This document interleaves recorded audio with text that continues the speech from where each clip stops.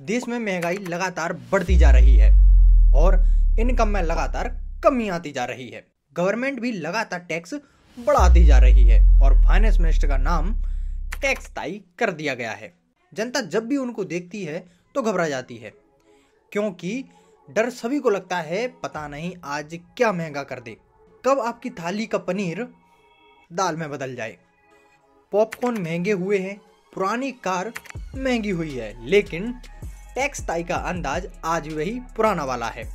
Salary पे tax, रोटी पे tax, कपड़े पे टैक्स, मेडिसिन पे टैक्स, इंटरटेनमेंट पे टैक्स और सेविंग पे भी टैक्स, एजुकेशन पे टैक्स, मतलब हर जगह टैक्स टैक्स टैक्स।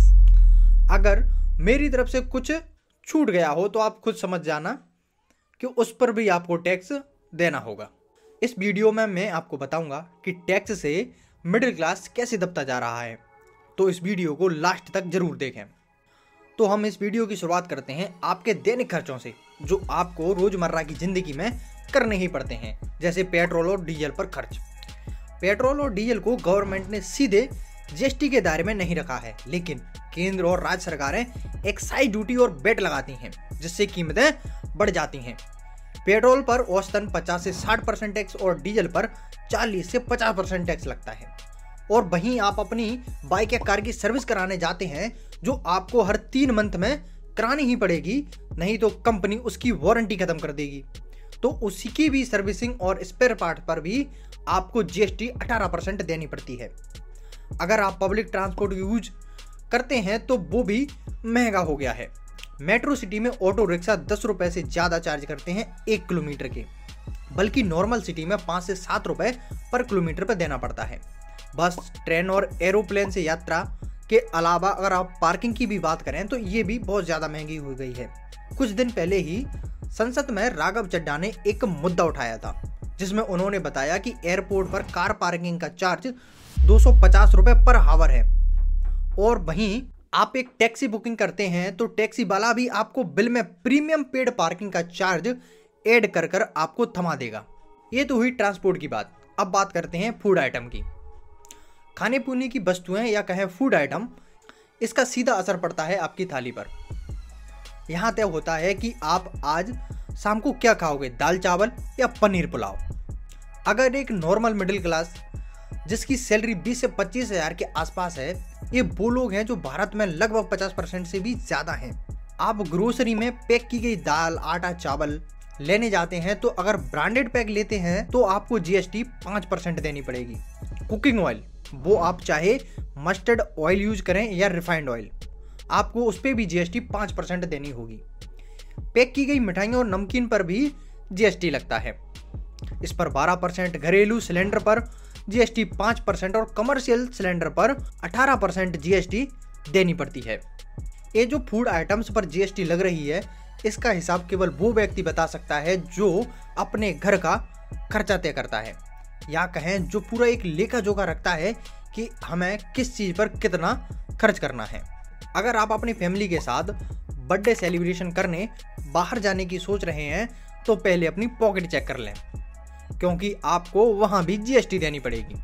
रेस्टोरेंट में अगर आपने एसी वाला चूज़ किया है तो आपको 18% जीएसटी देनी होगी। अगर आपने नॉन एसी रेस्टोरेंट चूज़ किया है तो आपको जीएसटी 5% देनी होगी। और उसके साथ आपको सर्विस चार्ज भी देने होंगे और कहीं कहीं आपको स्वच्छ भारत अभियान के लिए भी टैक्स देना पड़ सकता है, क्योंकि आप भारत के एक जिम्मेदार नागरिक। अगर बात करें एजुकेशन की, तो स्कूल फीस और कोचिंग फीस पर भी जीएसटी का क्या फॉर्मूला है हम आपको बताते हैं। स्कूल फीस पर जीएसटी लागू नहीं है, लेकिन आजकल के एजुकेशन कल्चर में अकेले स्कूल से बच्चों का भला नहीं होता है, तो आपको ट्यूशन तो लेना ही पड़ेगा, तभी आपका चिंटू बोर्ड में 90% लेके आ सकता है। तो इसके लिए भी आपको या तो ऑफलाइन कोचिंग करनी होगी या फिर ऑनलाइन। अगर प्राइवेट कोचिंग की बात करें तो उस पर भी जीएसटी 18% है और ऑनलाइन कोचिंग पर भी आपको जीएसटी 18% देनी होगी। हो गया ना कंप्लीट प्रोसेस, मतलब आपको जीएसटी तो देनी ही पड़ेगी। अब लगे हाथ बात कर लेते हैं स्टडी मटेरियल के बारे में, क्योंकि इसके बिना पढ़ाई इम्पॉसिबल है। अब आप किताबें खरीदते हैं तो आपको कोई जीएसटी नहीं देनी, चलो शुक्र है यहाँ तो आप बचे हैं। लेकिन केवल किताबों से पढ़ाई नहीं होती, उसके लिए भी आपको नोटबुक तो लेनी पड़ेगी। और अगर आपको नोटबुक लेनी है तो उसके लिए आपको 12% GST देनी होगी। ऑनलाइन क्लासेस ब्लैक बोर्ड पे तो होती नहीं है, उसके लिए आपको लेना पड़ेगा डिजिटल डिवाइस, लैपटॉप या टैबलेट, जिस पे आपको देनी होगी 18% GST। अब बात करते हैं हेल्थ केयर की। हेल्थ इंश्योरेंस और मेडिकल सर्विस पर 18% GST लगता है। गवर्नमेंट के द्वारा चलाई गई आयुष्मान भारत स्कीम ने जरूर मिडिल क्लास को फायदा पहुंचाया है। सारे तो नहीं कह सकते, लेकिन 50% प्राइवेट हॉस्पिटल ने भी आयुष्मान लागू होने से जनता को फायदा पहुंच रहा है। लेकिन जो मिडिल क्लास से थोड़ा ऊपर लेवल के हैं, जो इन स्कीम का हिस्सा नहीं है, उनसे ये प्राइवेट हॉस्पिटल मनचाहा पैसा वसूल रहे हैं। अगर आप ये प्राइवेट हॉस्पिटल में हेल्थ चेकअप के लिए जाते हैं तो आपको वहां डबल चार्ज देने होंगे। हॉस्पिटल का ये स्कीम सबसे ज़्यादा पावरफुल है, लेकिन गवर्नमेंट हॉस्पिटल के इन माफियाओं पर लगाम नहीं लगा पा रही है। जहां ये हॉस्पिटल और क्लिनिक मिलकर मिडिल क्लास का पैसा ही नहीं, तेल निकालने में भी कोई कसर नहीं छोड़ रहे हैं। छोटे क्लिनिक से लेकर बड़े हॉस्पिटल सभी कमीशन ले रहे हैं और एक हॉस्पिटल के द्वारा दी जा रही दवाइयाँ दूसरे किसी भी मेडिकल या फार्मेसी पर नहीं मिलेंगी। आपको उसी फार्मेसी से लेनी पड़ेंगी और आपको डबल चार्ज देना पड़ेगा। अब बात करते हैं एंटरटेनमेंट और लाइफ स्टाइल की। आप मूवी देखने जाते हैं तो आपको 100 रुपये से कम के टिकट पर GST 12% देनी होगी, जो पॉसिबल नहीं है, क्योंकि किसी भी मूवी हॉल में 100 से महंगा ही टिकट मिलता है। तो फिर 100 से अधिक के टिकट पर 18% GST लगता है। OTT प्लेटफॉर्म जैसे नेटफ्लिक्स, अमेजॉन प्राइम जैसे प्लेटफॉर्मों पर अगर आप कुछ देखना चाहते हैं तो आपको वहाँ भी 18% GST देनी होगी। अगर आप कुछ कपड़े खरीदते हैं जैसे नॉर्मल, तो अगर जो कपड़े की कीमत 1000 से कम है उस पर GST 5% है, और जिन कपड़ों की कीमत 1000 से ज़्यादा है वहाँ GST 12% है।